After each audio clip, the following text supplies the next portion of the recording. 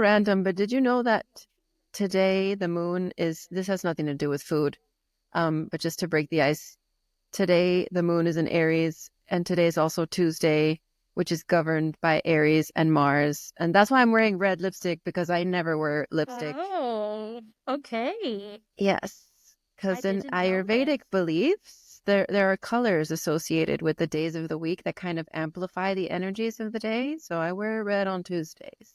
Okay. Well, Yeah. I mean, and here in Austin, it's just Taco Tuesday, so Oh, really it's just another Tuesday. okay. Wow, taco. I miss Taco Tuesdays the way they are in the States. I'm not gonna lie, because tacos in the US are very different from tacos in Mexico. So different. Yeah. Yes, I miss crunchy. I really do. You know, there's just something about texture. It just kind of brings it all together. Yeah, the texture with the freshness also. Mhm. There's not a lot of lettuce and tomato. That's not a. You can find some dishes like that, but it's mostly just meat, cheese, and a tortilla, and that's it. Yeah. Maybe some salsa. Yeah. Yeah. Yeah. Hmm. Yeah, I could keep going on about the tacos just because I got. Well, why don't we talk about you then, instead of Okay. tacos? Like, how did you start? I don't think I asked you this before. How did you get into cooking? What was your first experience with cooking that you were like, oh, I want to do this? Yeah. I I honestly didn't know that until many, many, many, many, many years after I started cooking. Oh, Um, yeah, I really wanted to be a psychologist, and I, you know, um, got to my senior year and then started going down the rabbit hole of colleges and realized that, holy cow, I'm gonna have to pay for this myself. So what else can I do? What can I do to start working early on? And then, I had just food service jobs as a teenager. So, right at 16, I was working at, Subway, and then it was Einstein Brothers with bagels. And then I started culinary school, and I was like, hey, yeah, this is awesome. I was super frightened because I didn't necessarily know what I was really doing. I was just kind of following along, learning terms, um and then I got my internship. And when I got my internship, I started at the W Hotel, or actually not the W. I started at the Lowe's Hotel in South okay. Beach. And right as I was starting, a month later, it was Food and Wine Festival. Hmm. And at that time, back in 2007, 2008, the Lowe's Hotel still had a contract with the Food and Wine Network, the Food Network. And so all of a sudden, I'm cooking, these caterings, massive caterings, hundreds of people, and there's all these celebrities walking around everywhere. And so then I got, and at the time they were all like big names, like Mario Batali and Bobby Flay and Padma from I think she was one of the judges, and kind Yeah. of all Top these, Chef, no? yeah, all these like major names. Um and then I was like, oh my God, this is so cool. Like I could look at celebrities and do all kinds of other stuff and take pictures. And I still got a really, really awesome picture we took with Emerald after one of the events. Um, but it was kind of addicting. It was this draw that was like, this is so hard and people are so mean, but I like it. Um, People because were of mean? that. Oh, so yeah, getting into the kitchen is rough. Getting into the kitchen is rough. I mean, they're not necessarily like Gordon Ramsay rough. Nobody's really screaming in your face, but there's so much like you think that, getting out of culinary school, you're like, oh, I know my things. I know how to make cut. I know what these little cuts are, and I can name them all in French. And then you start working, and then boom, it's like, oh my gosh, I don't know how to do this. Right? Like, and so starting in those baby steps, and with the crew that we had, it kind of builds a lot of camaraderie. It kind of builds a lot of community. It because you spend so much time with those people, with every single person that's in your team. Um, the hours are so long, you know? And so it really built this sense of care, funny enough, you know? And even when people were like, I will always kind of put this on my first sous chef. Um, she was so scary. But I've never learned more from another human being than her. And it was just because I never knew when she was going to be testing me, or I never knew when she was going to come around the corner and just be like, you're doing, why are you doing that? And she'd come around and be like, wait, why are you getting that together? And why isn't this bowl over here? And why are you taking. And so it would make me very nervous. And it's funny because now that's how my brain works. That's how I think about efficiency in the kitchen. That's how I always want to plan in, any kitchen that I'm in, to be able to kind of not only just suggest more efficiency and bring out more efficiency from the chefs that work with me, but also, um, sorry, my dog let herself in. Oh, that's cool. But but also, also just take care of them and be safe. Yeah. Are you a Virgo, by the way? I am. How did you do that? Oh, game Doesn't recognized show. game.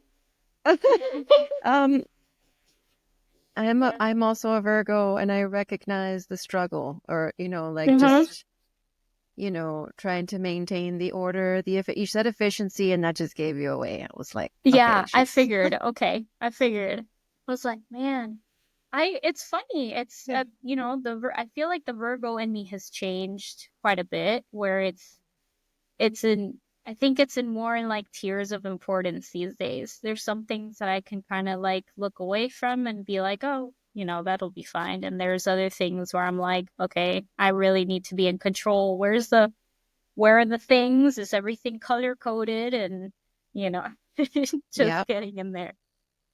So how does that tie in with, because you had that experience, but your website and your title really is The Conscious Chef. So how did that Yeah. come forth?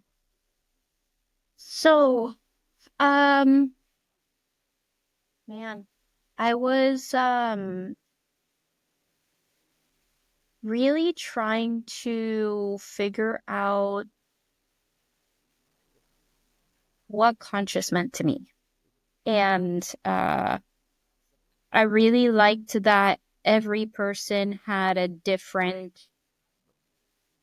definition for it. You could look at the word conscious, and it really means all these different things, right? It encompasses so many different things, thoughtfulness, wholeheartedness, awareness, right? An awakening in some people, even.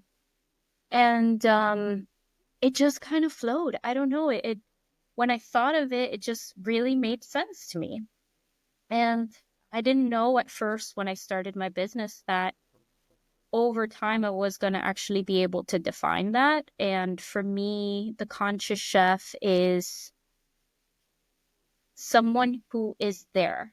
I think is in the beginning stages when I first started cooking, I had so many different experiences that would show me what that meant. So one was actually seeing people share love with each other all of the time. Every time there was a meal, it was like first they would gather, then they would eat, and then something magical just kind of happened where like they really, really bonded together, and you can start to see how much more kinder people were to each other, whether it was families, friends, even strangers. And then um second thing was I have never been more around people who don't know me, who have never met me, and then someone opens the door, sees me with the bags of groceries just arriving to their house, and I've never had somebody be so excited and happy to see a complete stranger and just let them into their house. Because it was like every time I showed up, it meant the food is here. And Yeah. so that like whole look and demeanor would change in everybody's face. And then the third thing that really came up for me as a conscious chef was being more aware of waste, being more conscious of waste, and how much goes to waste in just the food profession. Overall, there's a lot of it, and so for me, it's more of being conscious of how much we're cooking and making sure people are fed at the same time, and how can we reuse ingredients. And we actually just had a really big event on Saturday, and one of my chefs was just able to call someone that they knew to give all of our leftovers to the homeless. And so they picked it up at like literally 11:30 at night and just were like, "Yeah, we'll take it." And so little by little working on those things, that I think that's what's really defined it for me. Yeah. Those are all really beautiful reasons and definitions of the conscious chef. Um, I was just thinking about two things that popped up for me. One was, yeah, I noticed that people get hangry. Hangry Mm-hmm. is a thing. Uh, Is I notice, like my husband and I, sometimes when we're cooking and we've waited a little bit too long to start, and there's like this Yeah. energy.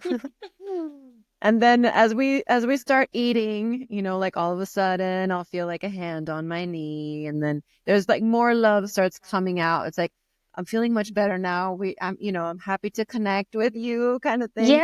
Yeah.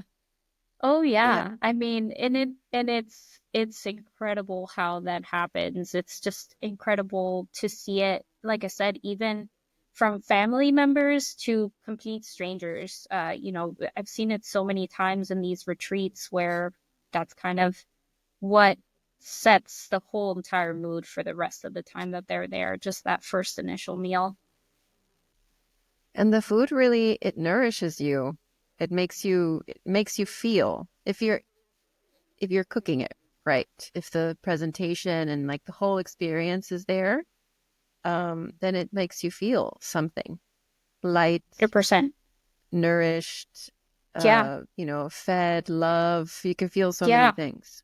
Warm, cold, even, which has been the interesting thing. It's kind of been fun to play a lot of seasonal ingredients and items and kind of approaches really even to food as well. Mm. And food, I mean, your sense of taste is so close to your sense of smell. And your sense of smell, the olfactory, goes directly to the brain and elicits all these kinds of memories. So, like, you could smell Yeah, something or taste something and be transported to, and you never know what that's going to do to someone. So yeah, that's kind of an interesting wild card too. yeah. It puts a lot of people too in a mode of receiving. It's funny. It's something that I've seen across the board. It helps people once they're fully done actually eating and they feel full and nourished and kind of more calm. It actually allows them to receive from each other in a way that I really had never been able to put my finger on it until just now, because it really does happen. Like all of a sudden you're like, okay, I'm good, I'm secure, my belly's full, and now I can either receive the message, receive the love, receive just kind of being here and being in the moment. Hmm. Yeah. And you also mentioned waste, and just made me think of, I was recently talking to Sean, who's the co-owner of Bote Farms in Albania. She was telling me she used to work in the entertainment industry, and because she was a writer and producer, so she saw so much food.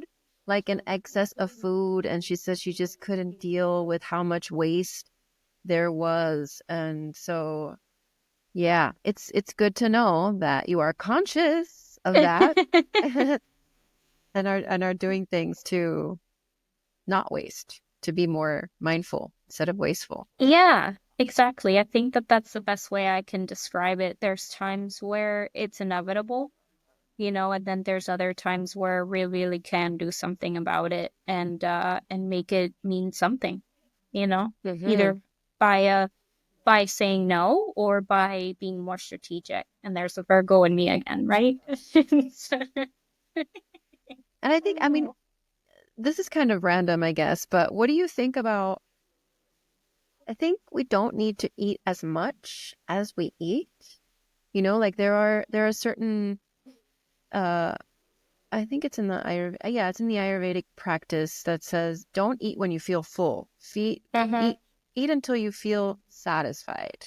Mm-hmm. And then you might not even need to eat 3 times a day. I think that might be, Yeah. marketing, Yeah. consumer marketing, wanting people to eat TV dinners and things back in the 80s. But I've been eating 2 meals a day for like 4 years now, and I Mm-hmm. kind of like it. I really Yeah. enjoy it. Yeah. And it's well, I think it's a lot of it is training. A lot of it too is like, where a lot of our dietary recommendations came in, where a lot of like the food pyramid saga came through, how, they were able to really expand the food industry. Um, and ideally, I mean, I think anybody and everybody can be trained to eat differently. It just takes an adjustment period, and sometimes it's a little bit more uncomfortable than people want to admit that it is. But I do agree with you. I don't typically break my fast until about 2, 3 p.m. every day, Oh, and wow. then yeah, and then I'll eat for about 5 hours, like, if it's available, or sit down and have a couple meals or a snack or something. Well, I don't know if I could hold off until 2, but that goes to the point that food is very personal too. Like you got to Yeah. find listen to what your body is asking for. Hmm. Have you gotten into mindful eating at all? No, no, that was that was something really hard to unlearn. Um Oh. Actually, and it wasn't necessarily mindful eating, it was mindless eating. Was Hmm. really hard. Because when I would work for hotels, when I would work for, all kinds of different food restaurants and catering companies and everything, you eat standing up, you have 5 minutes, and you can just shovel in as much as you can fit in those 5 minutes, and then you put it down and then you go away. If you want to eat your meal hot. And so for me, it took me a really, really long time to learn how to slow down, enough Hmm. to feel like I'm eating like a regular person. Like I'm slowing down at least just to eat my meal in, 7 or 10 or 15 minutes. And it's interesting because, right, you don't initially think about it. You're like in the middle of service, or you're in the middle of like a small break in between, an entree and a dessert, and you're kind of just shoveling it in. And so that was really interesting because I really never noticed it until I got older. Yeah. Hmm. Yeah. This is like what are those series? It's like the confessions of a high high traffic chef. I don't know what to call it, but Exactly. Yeah. Well, it's actually wow, Confessions of a Chef, just any chef. just any If you Yeah, you'll find a lot of chefs either don't eat any meals until way later. So they usually don't eat anything during service, get out of work at, midnight and then eat. Or you'll find chefs wow. that really will eat so, so fast, that it's just, I mean, it's like a 2-second thing and then it's gone.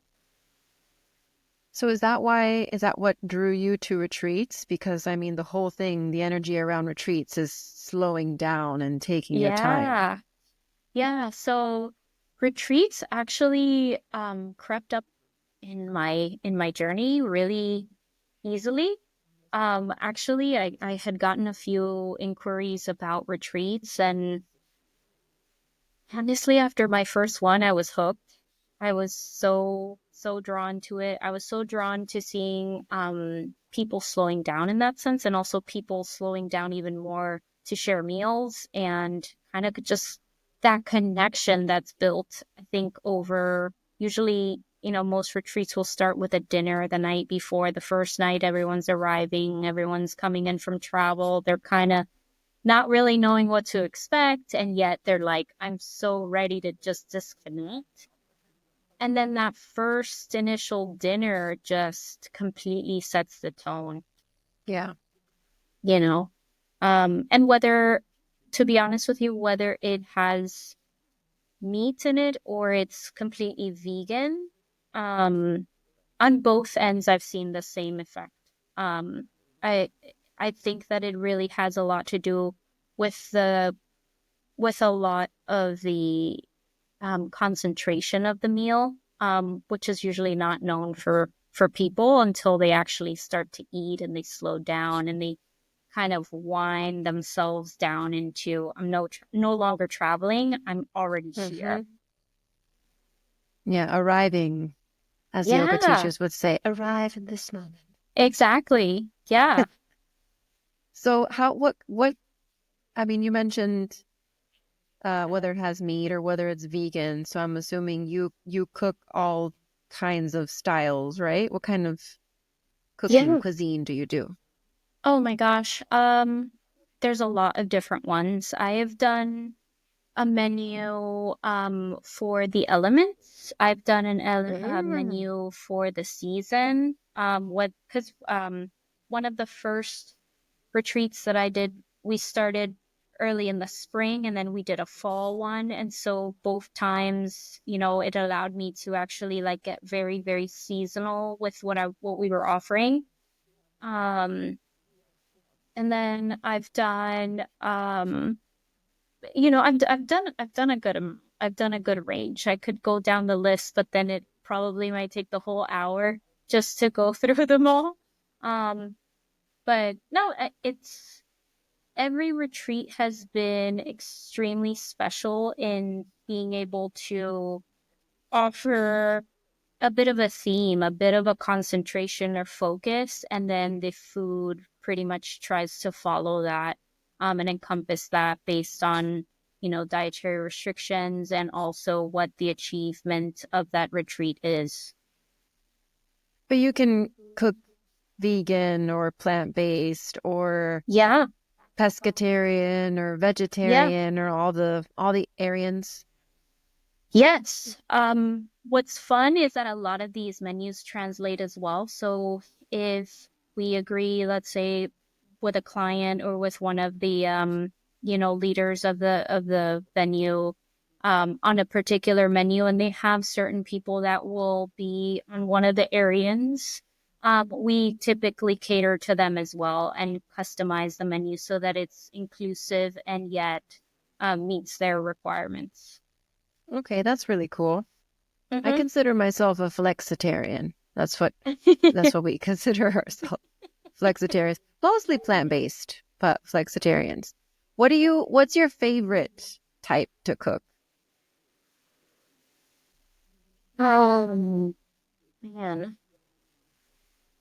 that's a hard one. My favorite type is definitely Mediterranean. We kind of touched on this before. Just because of its freshness, just because Hmm. you get a lot more seafood and vegetables and um lemon. Gosh, I can't live without lemon. I'll never forget Just moving to Mexico. Everything was about limes, and I was like, limes. "No, I want the lemon, please, the yellow one."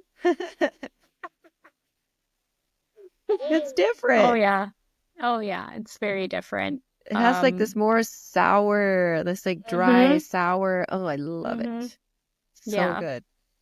Yeah. So it's the same appeal for me. It's like just give me some lemon, some fish, and I think I'm happy. Um, Sounds good. but it also it's funny because I feel like even the way that typically as a chef I would approach Mediterranean cuisine is how I kind of approach a lot of the retreat cooking.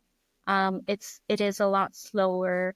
You are having happy thoughts while like while you put together the food. And I love that with retreats. It also puts me in a mind frame of having more intention as well. Mm-hmm. And in my own way, kind of giving from the heart and bringing out a lot of these like fresh ingredients and kind of slowing all those things down too. Have you found that on retreat you're able to eat with more time? Oh, 100%. Yeah, That's good. 100%. Yeah.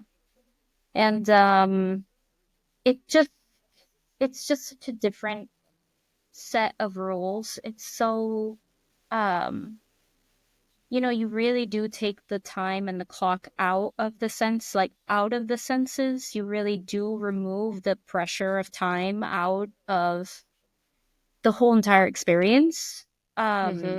And I think for me, even though, I do have a schedule or we do have like a specific time that we're eating and stuff like that, it's most of the time I'm on the location as well. So I'll stay with the group the whole entire weekend and just be able to have a lot more time to take my time and start to prep and cut things up and just kind of hold them and, you know, caress the food as I cook Yeah. it. Yeah, Make it look like an IG reel in exactly. slow-mo with the nice music. Slow mo. Exactly. With the birds in the background. You can't forget the birds in the background. And the sunshine, the wind in your hair. Yeah. Oh, for sure. There's always some kind of fan just blowing my hair, my luscious hair through the wind. And what about do you invite people to cook with you in the kitchen? Have you ever, or are you open to it? I definitely would be open to it. I think that a lot of people have a really, really good time, especially when, you know, um, it comes to anything. I think overall people like it brings a lot of the childlike child expression into their lives. I haven't actually had an opportunity to do it in a retreat setting, but I definitely do have attendants that'll come up to the kitchen. Usually I have an open space for the kitchen and people will come by and talk to me and they'll just watch me chop up, vegetables and all or be like, "How do you move your knife like that?" And I think one time I taught someone how to make an omelet. It's an But important skill. I agree. Omelets are life right there. So with Mhm. that, just they were really happy. It's just really fun, and I think there is a sense of like safety when there's a professional there that isn't necessarily like completely intimidating. It's more fun to just kind of laugh and play with food. Yeah. I love food. I really do. Um, Me too. I do. I'm a huge foodie. Yeah.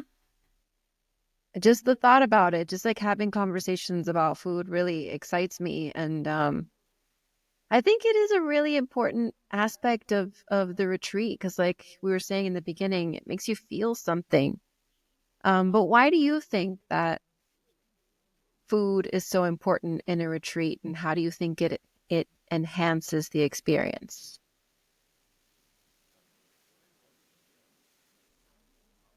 Well, it touches on some of the stuff that we talked about earlier. So definitely the arrival.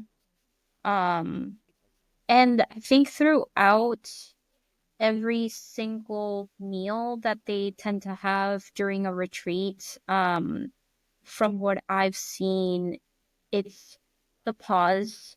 Food then creates a further pause from the pause you're already taking from life, right? You're pausing life to be there in this retreat and kind of just really live in the moment. And I think that although there's lots of activities that definitely help to do that, I think food is just so rewarding, especially when you can start to feel the difference. And there's just something specific about retreat food that really, really, really helps for people to feel satisfied versus full.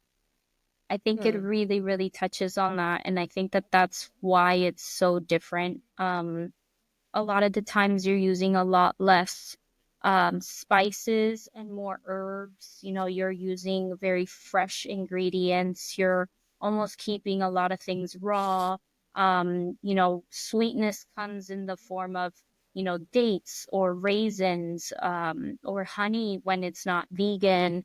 And so there's just a lot of thought that goes into it, and that kind of brings everything together when you're already in a retreat space, slowing time and your energy and space down.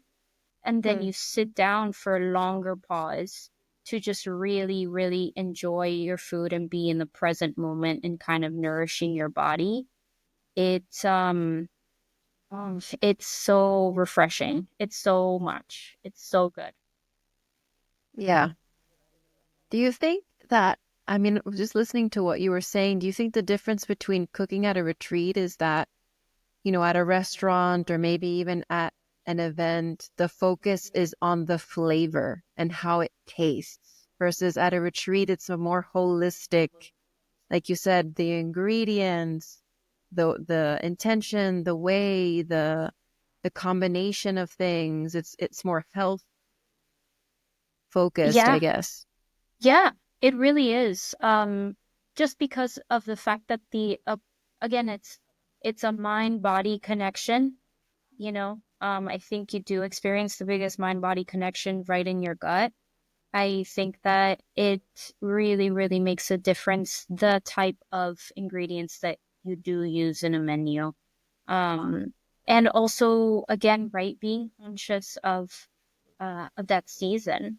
What season are you in, or what season is this retreat happening, in order to be able to kind of bring out those flavors naturally without necessarily going restaurant style? For me, I think like you're looking at a lot more fat and decadence and full like flavor profiles.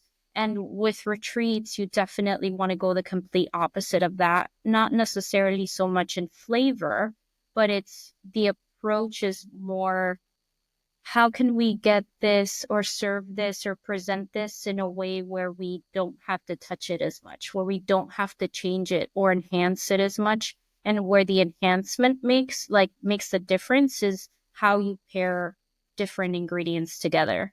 And that's the Mm. secret there.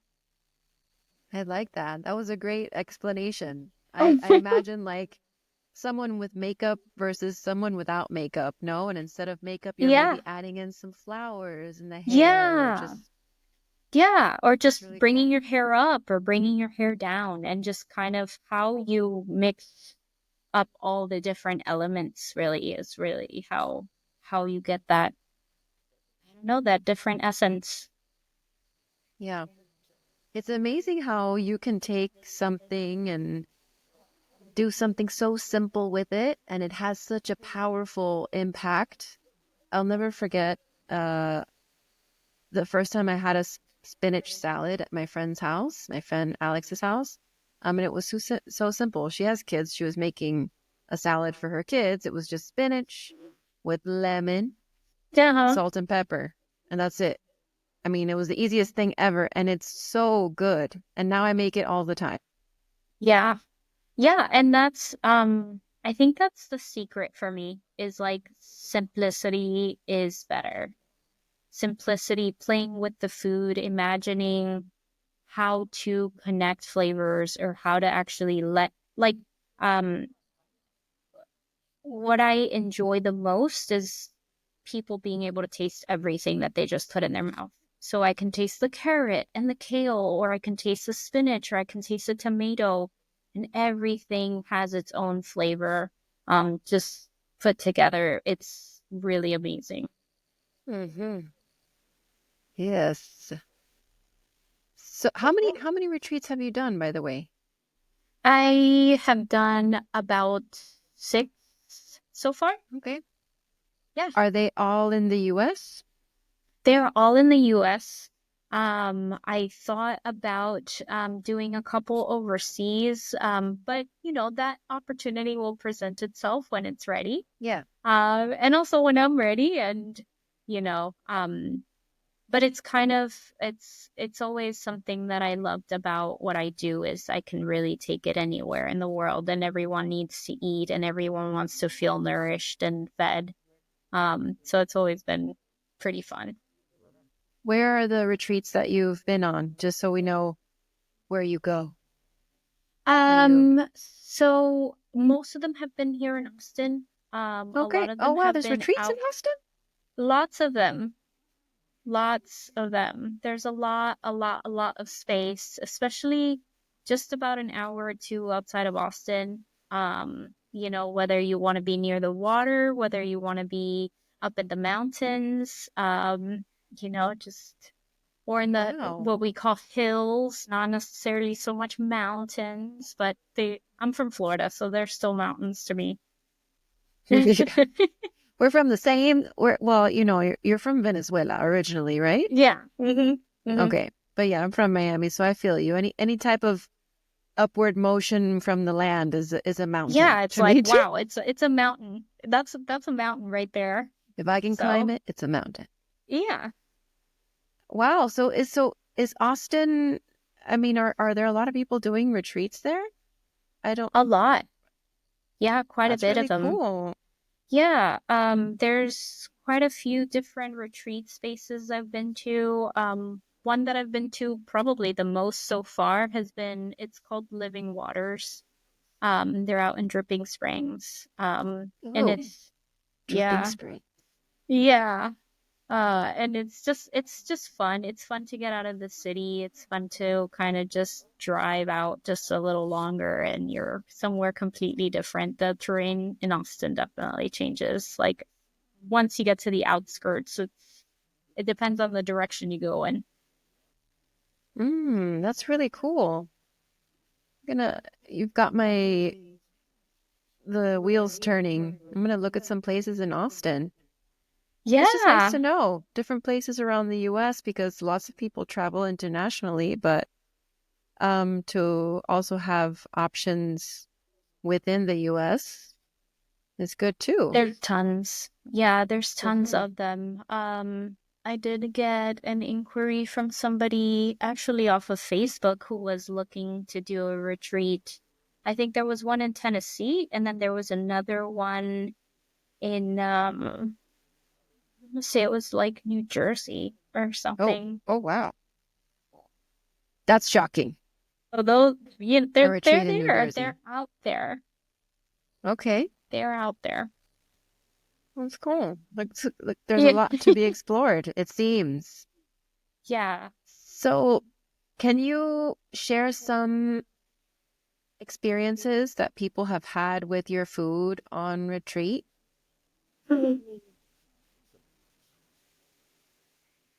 Well, it's funny because it's not there's always a joke that I make. I make this joke. I probably made it a million times, but nobody knows this because I never do it in the same place twice. That's my secret. Um, when people are first grabbing their food, everyone is so kind and they're always like, thank you so much, thank you. And of course, I'm like, thank you back. And, we're in a place of gratitude as they're grabbing their plate and meal and sit down and they get their first bites. And this happens, I can't tell you how many times that happens, probably happens every single time. Um, there's always this like there's buzz, right? Everybody's down with their plate and there's buzz going on and everybody's like, yeah, this is so great. And usually by the third or fourth bite, all of a sudden, the room goes absolutely quiet. That's when you know the food is good. And that's what I always say. I'm like, okay, now I believe you. Now I know the food's good. Now I believe you. And they all Yeah. start laughing about it. But it's all of it, it just draws people's attention.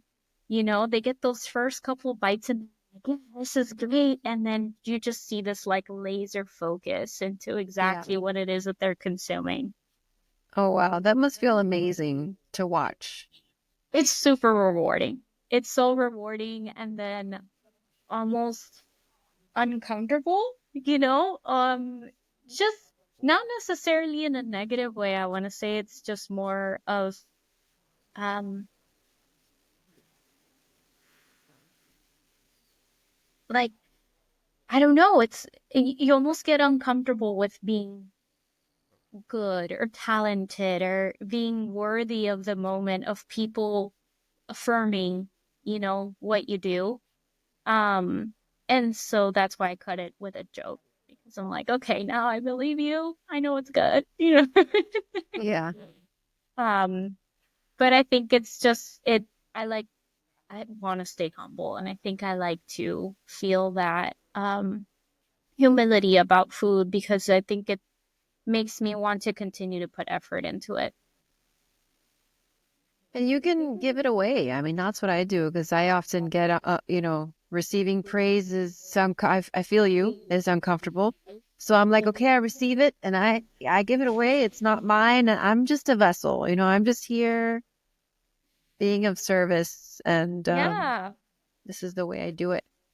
yeah. Um, yeah, I think it's just more of I focus a lot more on embracing all the things, right? When we keep track of all the things it took for us to get there, all the, small obstacles, big obstacles, everything that kind of needed to happen in order for that moment to culminate and people just to really like, wow. Um, it really is astonishing, but it's so rewarding. It's just the best thing I've ever done. So are you planning on doing more retreats next year? Absolutely. Yeah, absolutely. I mean, I'm always open for opportunities. I'm always really just, almost waiting for the next opportunity. What I do on a day-to-day basis is more private chef work. So we still, do micro events and, 4-hour events a few times a week and have other things going on. But yeah, I'm definitely always open for the time and space to take a few days to be part of a retreat and kind of support so many wonderful people. Just really, um, really, it's funny, really giving others the permission to slow down. Allowing for all of that time and space for people to slow down and really make those small moments to breathe and to be alive and to be part of something. Yeah. Mm-hmm. It's really important. I mean, just today I was uh somebody very well known in the yoga community passed. And so like it's a big deal. And they were young. They were quite young. And it was a heart attack. And I don't know them personally. There could be so many reasons behind why that happened. But it made me think a lot about how we put a lot of focus on our eating habits, our exercise, our lifestyle, but still, even though we know there's not a lot of focus on slowing down because the Mm-hmm. world is picking up and going faster Mm-hmm. and with AI and technology, and it's just like, do more, do faster, do it now, do it yesterday, do it. And so I think, we say, yes, slow down, but can you hear that? Yeah. It's like, what is Message. going on over there? There's a Um, message.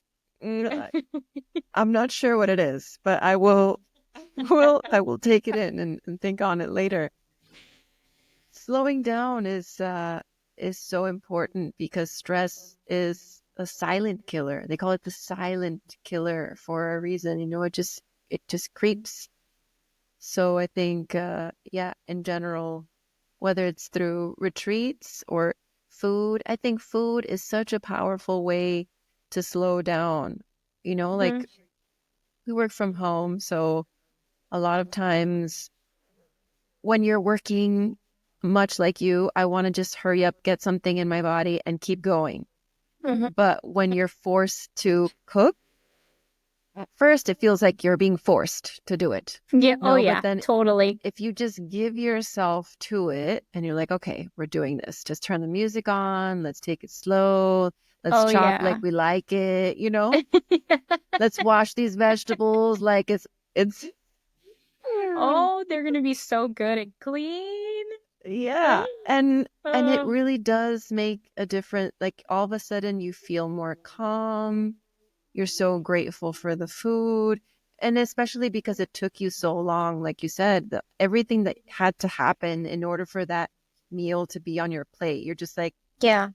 it's easier for you to find gratitude Yeah. in that moment. I mean, I think there's just so much to it. The topic of slowing down is also something I think about all the time. Um, I think at least for me, it's a lot of times, oh, it's if I don't do it now, it'll build up for later with all the later stuff. And sometimes it's also not, like I said, not feeling like I have permission, even for myself, not feeling like I have permission to slow down. Um, and it's so interesting how that happens. I think it's so interesting how we forget that the permission is here, like the permission is ours. And so that's why, and I've had a few conversations actually in different retreats about this, where, just even being able to have, or it's not even find the time, it's giving yourself the time to say, you know what, this can wait. Or, if I just 5 more minutes and then I can slow down or just really chunk out that time. I think working from home has been one of the bigger, funny enough, I feel like it's been one of the bigger detriments of not slowing down, just because now working is 24/7. Working is at any time of day. And I think we are all secretly putting more and more pressure on each other and ourselves to have this, I need it now. I want it now. It has to happen now. This instant idea of the internet in itself, I think, has taken a lot of the thought behind, well, should it be now? Or why not now, or why not later? um you know I think Mm-hmm. a lot of that really ties into it. And I think for sometimes, for me even, it's more of, oh my gosh, I just got to get this meal in, and then I'm already thinking about the next thing. I know when I'm eating really really fast is because I'm not even thinking about what I'm eating. It's more of, what do I need to get to, what's the next thing, Yeah. which really influences everything. I think I heard Elon Musk say once that eating was very inefficient. And I was like, I mean, Well, I like, bet you know how he eats, so yeah. I'm pretty sure we could decipher that. Yeah. I mean, I was like, okay, I get it, but I think eating is one of the greatest pleasures in Oh life. my gosh, absolutely. Absolutely. And so have you noticed, I want to ask you your experience of being like in a fast-paced kitchen versus taking those moments to slow down. Have you noticed the difference in the outcome? Like the food that's being cooked really quickly in a kitchen versus the food that you maybe chop a little slower or Oh, you take 100%. your time. Yeah. 100%. A baseline thing that is absolutely different is the level of gratitude behind it. The level of gratitude that you feel as you take your plate and people can look me, they can see my face. Um, and the food right in front of me, and I'm just greeting them and I'm saying, hey, enjoy your meal, or I'm describing to them what's in the meal, or I'm giving them their specific meal that they, whether they were vegan, pescatarian, or vegetarian, or had some modification. Usually I'll plate theirs up separately and just say, hey, here's your meal. Um, because that's how they start their meal is I think in a restaurant setting, yeah, we say thank you, oh, this looks great, Dope, thank you so much. But it's not the same. It's not the same as seeing the person who created or who put together that meal for you. And then it starts out with this huge level of gratitude. And then there's so much yumminess into it. And then you get the silence, the pause, the focus, and then people start to talk to each other a little bit more. And I think that the mindset in these meals is really what makes a difference. Because even the conversations at a retreat are so different than what me and my partner call chore talk. We What's call that? it chore talk is we're talking about the kids, we're talking about the dog, we're talking about the house, we're talking about the cars, we're talking about work. So those are the five main components of chore talk for us. Where in retreats you really don't hear people really talking about it. They're not they bring up their kids, or they'll bring up their family, or they'll bring up even obstacles that they're kind of looking to heal or open themselves up to, um versus the typical, so how was your day, and like, what are you doing tomorrow, um and then you have those kinds of really fulfilling and connecting a lot more deeper, right? There's that level of deeper connection. And then once that satisfaction comes in, people get up with their empty plate. And again, they finish the meal with this different level of gratitude. It's not just they're walking out the door to get in their car. They're staying around the kitchen and they're saying, thank you so much. And how can I help you? And what can I do? And, I have so many lovely people, attendants in these retreats that then almost, feel like they owe me something, or feel like, oh my gosh, what can I do to like almost pay you back for this lovely meal? Can I take out the trash, or can I wash the dishes, or can I load up the dishwasher? Um, and it's very endearing. It's very endearing to, just say, it's okay, I got it. Let me take care of you. Why don't you just go, just go for a walk, or go relax, or go spend your time slowly. Yeah, that's really beautiful. Hmm. I love retreats.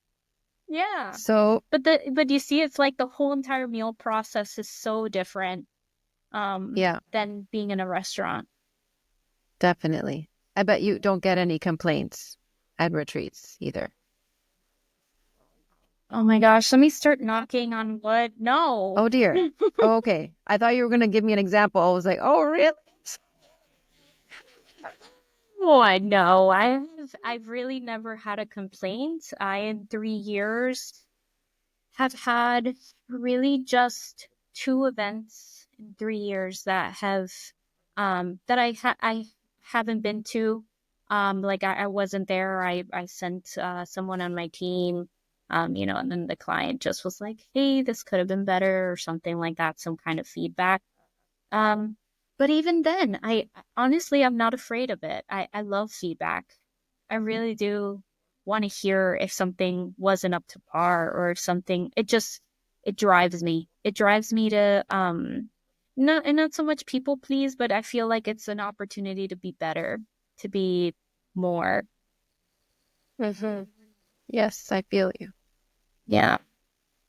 So, Stephanie, is there anything else that you would like to share about retreats or food?